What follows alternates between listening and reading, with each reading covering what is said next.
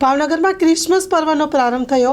ભાવનગરમાં ચર્ચ દેવળોમાં વિશેષ પ્રાર્થના યોજવામાં આવી। ખ્રિસ્તી સમુદાયના સૌથી મોટા ક્રિસમસ પર્વની ઉજવણીનો આજથી પ્રારંભ થયો છે। ભાવનગર શહેરમાં આવેલ 4 ચર્ચમાં વિશેષ પ્રાર્થના યોજવામાં આવી હતી।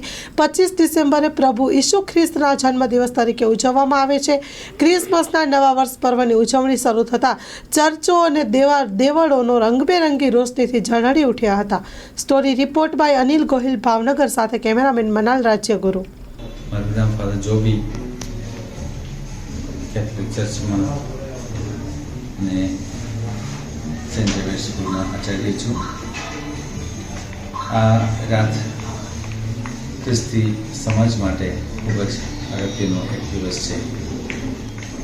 પ્રભુ ઈસુ જે પોતે સ્વર્ગમાં વસે છે, આપણે શ્રદ્ધા રાખીએ છીએ, પણ એ જ ભગવાન માણસના રૂપમાં એ પણ અદના બનીને એક નાનકડા દમણમાં પશુઓની સાથે, ઘેટાની સાથે રહીને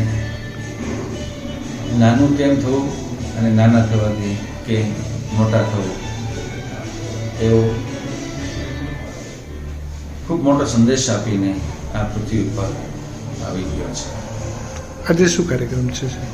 આજે એ સુંદર કાર્યક્રમોને વધાવવા માટે 12 વાગે, 11:30 વાગ્યાથી ક્રિસમસ ગીતો સાથે અમારી ઉજવણીઓ શરૂ કરી છે અને 12 વાગે પ્રભુ ઈસુના જન્મની વધામણી પરમ પૂજા સાથે ઉજવવામાં આવે છે, જેની અંદર પ્રભુ ઈસુના જીવન પ્રસંગ વિશે અને જન્મના પ્રસંગો વિશે યાદ કરવામાં આવે છે અને ખાસ એમના ચરણોમાં શ્રદ્ધાળુઓ પ્રાર્થના કરી અંતરે ભેગા થતા હોય છે।